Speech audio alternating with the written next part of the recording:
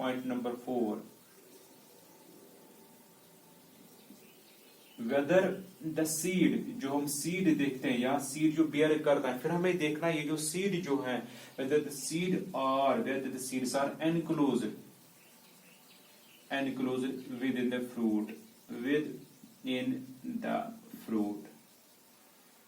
कुछ सीड जो हम देखते हैं इनके अंदर, वो सीड फ्रूट के अंदर है या फ्रूट के बाहर है, वो फ्रूट के अंदर पाया जाता है या फ्रूट के बाहर पाया जाता है। तो यह हम इसको डिफरेंशिएट करते हैं on the basis of their flower, ये फ्लावर डेवलप करता है या नहीं करता है।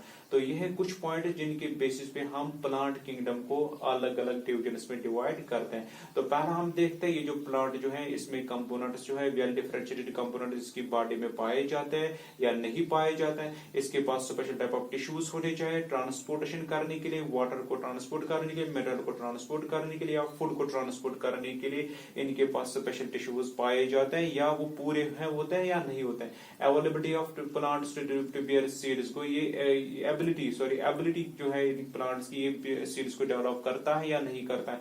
यहीं पे हम देखेंगे ये जो सीड जो होता है, ये प्लांट जो होता है, इसके पास फ्लावर होते हैं या नहीं होता। अगर इनके पास फ्लावर है तो इसको अलग डिवीजन में रखेंगे, अगर ये फ्लावर डेवलप नहीं करता है तो इसको अलग डिवीजन में रखते हैं। अब सीड जो डेवलप करता है, अभी सीड जो है, सीड बाहर रहता है, ये नैकेड रहता है, या seed with in the fruit रहता है, या फ्रूट के अंदर होता है, या विद इन द जो covered with the flash, fruit जो होता है उसके आवास पर जो फ्लैश होता है या उसके अंदर वो सीड्स पाया जाता है। उसके बेसिस पे हम क्या करते हैं, हम इस प्लांट किंगडम को अलग अलग डिविजन्स में डिवाइड करते हैं। अब वो डिविजन्स कौन कौन से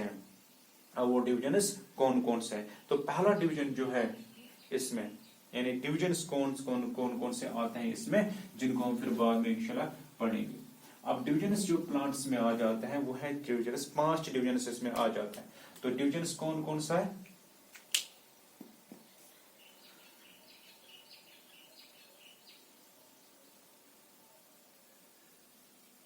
डिविजन्स कौन सा है। पहला डिवीजन जो इसमें आ जाता है, जो इसमें पहला डिवीजन आता है, वो पहला डिवीजन है first, second division, third division, fourth division and fifth वाला डिवीजन जो है। अब फर्स्ट डिवीजन जो है दैट इज कॉल्ड, उसको कहा जाता है थैलोफाइटा।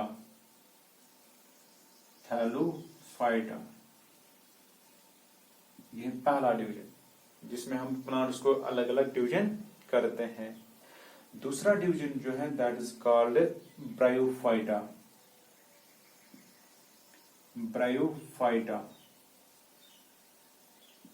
फिर इसी तरह तीसरा जो है दैट इज कॉल्ड टेरिडोफाइटा।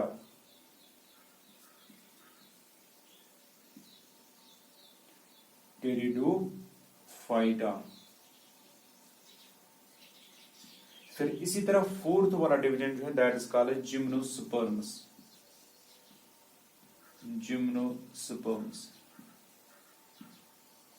फिर फिफ्थ वाला जो है दैट इज कॉल्ड एंजियोस्पर्म्स।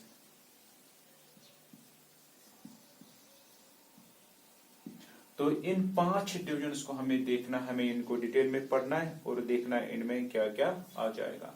तो पहला है थैलोफाइटा। फाइटा का मतलब होता है प्लांट, थैलस लाइक प्लांट्स जिनको कहते हैं।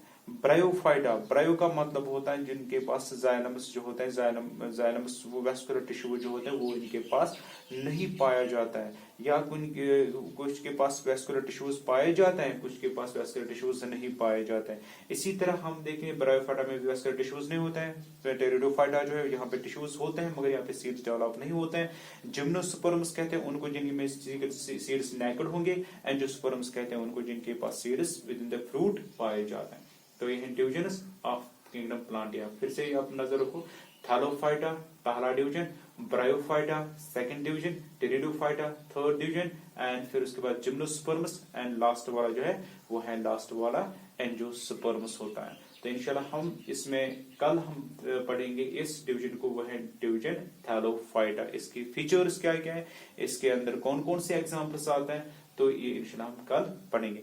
अगर कोई भी इसमें प्रॉब्लम होगी तो वहां पे आप क्या करेंगे, आप कमेंट सेक्शन जो इसमें आ जाता है वहां पे अपने कमेंट्स लिखेंगे, और उस कमेंट की वजह से हमें पता चलेगा यहाँ पे प्रेजेंट किसने ये जो लेक्चर जो ये किसने दिया, और उसी के बेस पे आपकी अटेंडेंस भी हो जाएगी। अगर आपको ये लेक्चर अच्छा लगता है या आपको समझ आ गया तो वहां पे आप लिख सकते हो। अगर आपको इसमें लगता है कोई भी चेंज करनी है या इसमें कोई भी सजेशन है या इसमें कोई भी हमें जैसे आपको कोई पॉइंट समझ नहीं आया या इससे पहले वाले लेक्चर समझ नहीं आए, कोई टॉपिक समझ नहीं आया, क्या इसमें ऑडियो में या वीडियोस में कोई प्रॉब्लम होती है, तो वहां पे आप कमेंट सेक्शन में आप उसका कमेंट लिख सकते हो और उसी के बेस पे आपकी अटेंडेंस भी हो जाएगी। जो जो कमेंट लिखेगा वही प्रेजेंट होगा और उसी की अटेंडेंस होगी।